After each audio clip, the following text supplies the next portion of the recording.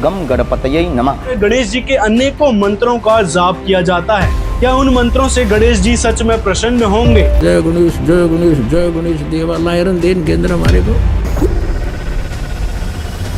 दोस्तों, कुछ समय उपरांत अंग्रेजों की क्रूर राजनीति के तहत लोगों को एकत्र होना और अंग्रेजी शासन के खिलाफ विचार विमर्श करके लोगों में जागरूकता लाना असंभव हो चला था। सवाल खड़ा होता है कि विघ्नहर्ता क्यों नहीं बचा पाए अपने भक्तों को?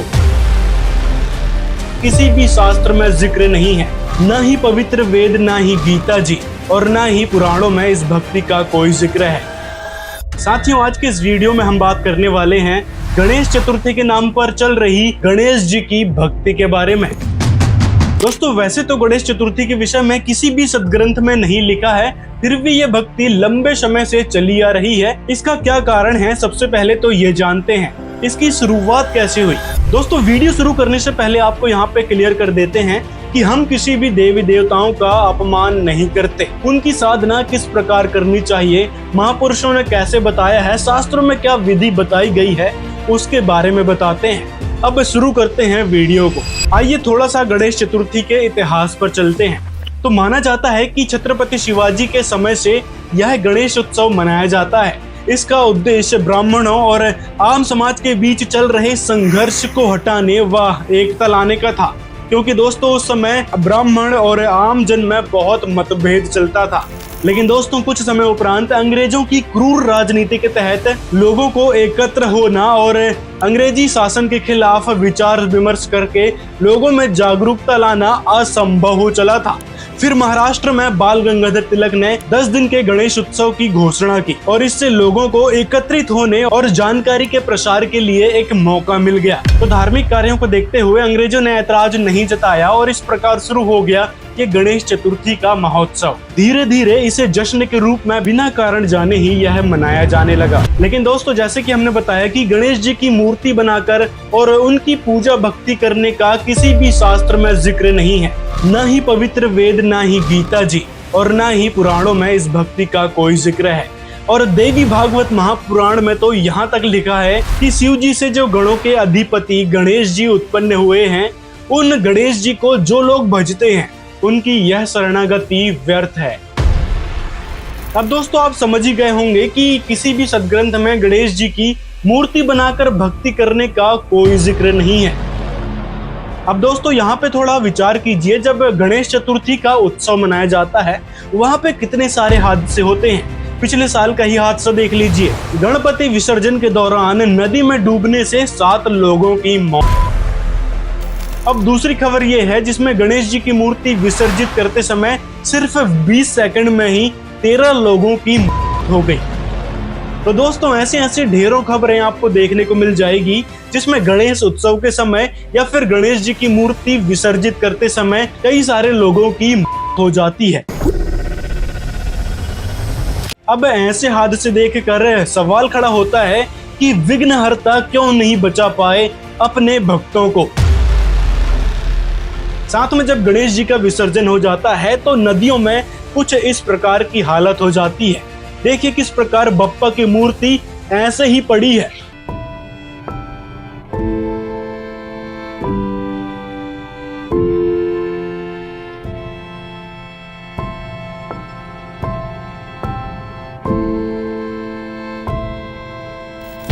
यदि हमने देवी देवताओं के बारे में या सदग्रंथों से उठाकर थोड़ी सी सच्चाई जनता को दिखा दी तो कुछ लोगों की धार्मिक भावनाएं आहत हो जाती है। और ऐसी तस्वीरों को देखकर क्यों नहीं आपकी धार्मिक भावनाएं आहत होती हैं? इस पर भी थोड़ा विचार कर लिया करो। तो कहने का मतलब है कि मूर्ति बनाकर पूजा करने से गणेश जी प्रसन्न नहीं होते। वह एक प्रकार से मनमाना आचरण है, जो कि आपने शुरुआत में ही सुना कि यह किस प्रकार से शुरू हुआ था। अब दोस्तों, आइए बात करते हैं गणेश जी के मंत्रों के विषय में। करके ओम गम गणपतये नमः। रात्रि मध्य रात्रि में भगवान गणेश, पारद के गणेश जी आप अपने घर पर रखिएगा। क्या इन मंत्रों का जिक्र हमारे सदग्रंथों में कहीं भी है? और जय गणेश देवा जो आरती की जाती है और गणेश जी के अनेकों मंत्रों का जाप किया जाता है, क्या उन मंत्रों से गणेश जी सच में प्रसन्न होंगे? या रहम है आपके ऊपर परमात्मा का ना, ये ज्ञान ये बात हमने कौन सुन दे। जय गणेश जय गणेश जय गणेश देवा लायरन देन के अंदर हमारे को मूसे के सवारी थारी लाडवा तो छकरिया, बताइए ये भगवान थे।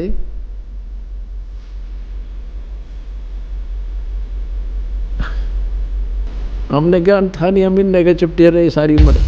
और वास्तव में गणेश जी को प्रसन्न करने का वह मूल मंत्र क्या है, तो आइए जानते हैं संत रामपाल जी महाराज जी से। हम गणेश गणेश जय गणेश देवा करते रहे, ये नहीं सुनेंगे। जैसे जोटे को जोटा जोटा करते रहो, वैसा वैसा करते रहो, नहीं सुनता। उसका एक मूल मंत्र है, उसको कर दो हर, वो तभी यूं देखेगा और ऐसे चकोना होगा।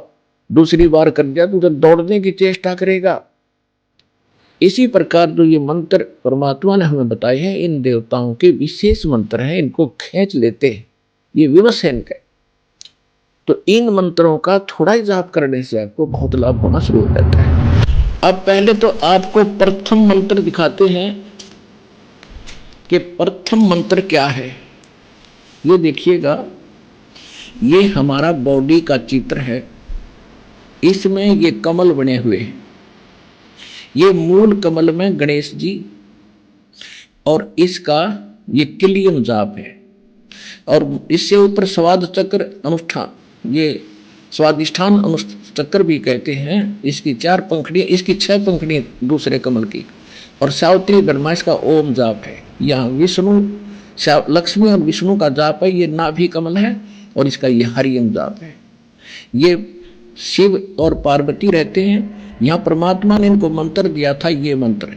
तो उसके बाद ये उनके शिष्य बने थे। उसके बाद शंकर भगवान इसी का जाप करते, इसलिए सोम जाप यहाँ इसका कहा गया। अब यहाँ देखिएगा,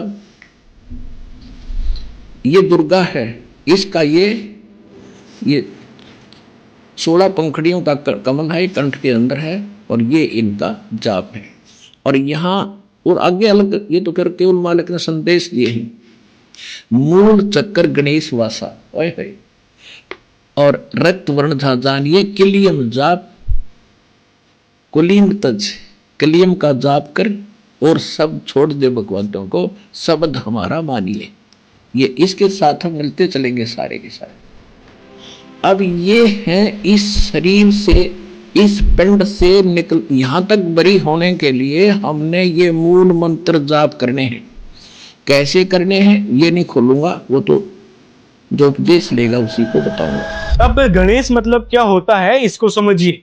गणेश मतलब गणों का ईश, लेकिन कौन है वह वास्तविक गणेश जिसे आदि गणेश भी कहा जाता है? ये गणपति गणेश आदि देवता। आदि माने जब से सृष्टि की रचना हुई तब ब्रह्मा जी ने सबसे पहले इसी गणपति गणेश देवता को प्रकट। वास्तव में गणों के ईश हैं कबीर साहिब, जिनका वर्णन पवित्र गीता जी और पवित्र वेद, यहाँ तक कि कुरान शरीफ, बाइबल, गुरु ग्रंथ साहिब सभी सदग्रंथों में है। कबीर सागर में तो कबीर साहिब की पूरी महिमा भरी पड़ी है, इसीलिए उन्हें गणों का ईश यानी आदि गणेश कहा जाता है। सभी देवताओं की उत्पत्ति और संसार की उत्पत्ति उस कबीर साहिब ने ही की है। वे ही सभी आत्माओं के जनक हैं और कबीर साहिब की वास्तविक शास्त्र अनुकूल भक्ति से ही वह परमात्मा और सभी देवी देवता लाभ देते हैं। अब इन सारे देवी देवता ब्रह्मा, विष्णु, महेश, दुर्गा जी और गणेश जी की भक्ति कैसे करनी चाहिए, इसके बारे में सुनिए। भजन करो उस रब का जो दाता है कुल सब का। भजन करो उस रब का जो दाता है कुल सब का। उस रब का, तत्व ब्रह्म का, परम अक्षर ब्रह्म का की भक्ति करो, भजन करो उस रब का जो दाता है कुल सब का, जो कुल का मालिक है, सबका पालन पोषण करता है। तो उसी की तरफ संकेत, आपको उसी की तरफ ले जाया जाता है। अब उसके ज्ञान को उस पूर्ण ब्रह्म परमेश्वर के गुणों से परिचित करके आपकी रुचि उधर बढ़ाई जा रही है। अभी तक तो हम ब्रह्मा, विष्णु, महेश तक सीमित थे, इन्हीं की पूजा करते थे। और ब्रह्मा, विष्णु, महेश की पूजा शास्त्र विरुद्ध है, शास्त्र विधि विरुद्ध है, क्योंकि ये स्वयं कहते हैं, इनको खुद ज्ञान नहीं भगवान कौन है, वो क्या पूजा करनी चाहिए। और वो कहते हैं मैं देवी की पूजा करता हूँ और हम इनकी पूजा कर रहे हैं। जबकि ब्रह्म से पूजा स्टार्ट होती है, ब्रह्म से साधना स्टार्ट होती है। और हमने पूजा करनी है पूर्ण ब्रह्म की, पूर्ण ब्रह्म की पूजा करनी है। और फिर हमारे शुभ संस्कार बनेंगे, शास्त्र अनुकूल संस्कार बन करके फिर ब्रह्मा विष्णु महेश जी के पास जाएंगे, वो हमें फल देंगे। अब जैसे हम कैसे साधना करते हैं और कैसी करनी चाहिए, कई भक्त आत्मा प्रथम बार सत्संग सुनते हैं और सुनते ही ये सोच लेते हैं कि ये रामपाल तो ब्रह्मा विष्णु महेश की आलोचना करता है, निंदा करता है और ब्रह्मा विष्णु महेश की पूजा को मना करता है। नहीं, ये दास केवल इतनी प्रार्थना करता है कि जो साधना आप कर रहे हो वो शास्त्र विरुद्ध है, शास्त्र विधि त्याग के मनमाना आचरण है। गीता जी अध्याय नंबर 16 के श्लोक नंबर 23 में कहा कि शास्त्र विधि को त्याग कर जो मनमाना आचरण अर्थात मनमानी पूजाएं करते हैं, उनको ना तो कोई सुख होता है, ना उनकी गति होती है, ना उनका कोई सिद्धि प्राप्त होती है, यूजलेस। अब कैसे शास्त्र अनुकूल साधना कौन सी है? गीता जी अध्याय नंबर 18 के श्लोक नंबर 62 में कहा कि अर्जुन तू सर्वभाव से उस परमेश्वर की शरण में जा, उसकी कृपा से तो परम शांति और शाश्वत स्थान को प्राप्त होगा। अब उस परमेश्वर की भक्ति कैसे करनी है, हम कर किसकी रहे हैं, शास्त्र अनुकूल साधना कौन सी है, देखिएगा। अब जैसे आप कोई भक्ति रूपी पौधा लाए, आप मान ले आम का पेड़ लाए, पौधा छोटा सा, और उसको ला करके आपने मिट्टी या गमले में कैसे लगाया, जड़ को मिट्टी में दबा दिया गहरा, और फिर पूजा शुरू की, सिंचाई शुरू की जड़ की, और उस जड़ की सिंचाई करने से वो पौधा फिर पेड़ बन गया। फिर उसके टहनियाँ आई, शाखाएं, उन शाखाओं का फल लगे, उन फलों से हम वो फल हमें उन शाखाओं ने दिए। तो वृक्ष की जो शाखा होती हैं वो अनादरणीय नहीं, वो कोई अभिन्न, वो भिन्न अंग नहीं है, पेड़ का अभिन्न अंग है।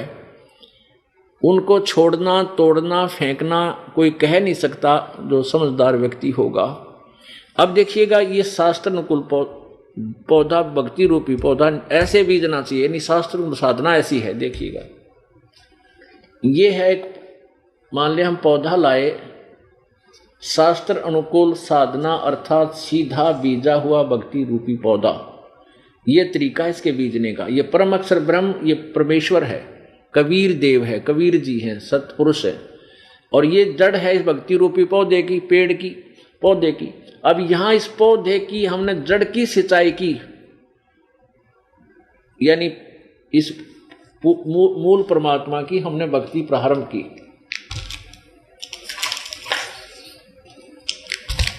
अब दूसरे शब्दों में ये देखिएगा,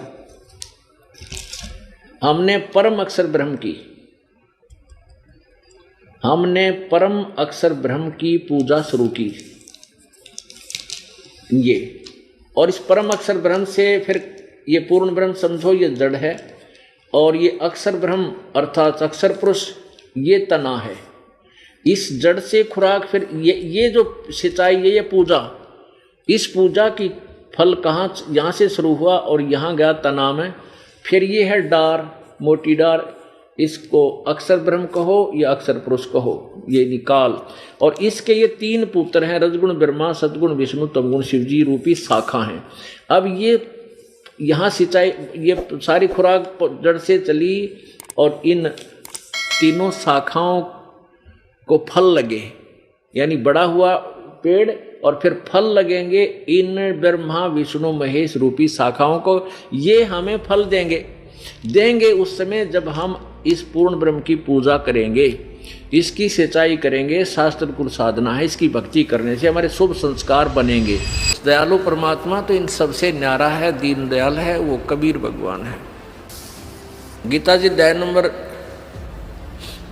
7 के श्लोक नंबर 16, 17, 18 में कहा है कि मेरी साधना यानी ब्रह्म सत्र की साधना 4 प्रकार के करते हैं। ब्रह्म को इष्ट मानकर 4 प्रकार के साधक आश्रित हैं।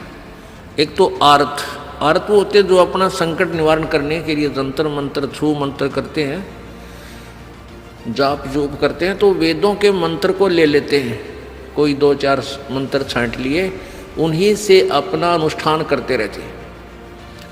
वो अन्य किसी पुराण के या और कोई किसी की साधना का आसरा नहीं लेते। जय गणेश देवा, माता थारी पार्वती, कभी इस तरह की वो आरती नहीं करते। तो दोस्तों ये थी सच्चाई गणेश चतुर्थी की। यदि आपको वीडियो पसंद आया हो तो लाइक जरूर करें और इस वीडियो को ज्यादा से ज्यादा अपने मित्रों तक शेयर करें। और संत रामपाल जी महाराज के अवतरण दिवस को लेकर वीडियो को आप यदि देखना चाहते हैं तो यहाँ पे आपको वीडियो दिख जाएगी, उसको आप देख सकते हैं। तो मिलते हैं अगले वीडियो में।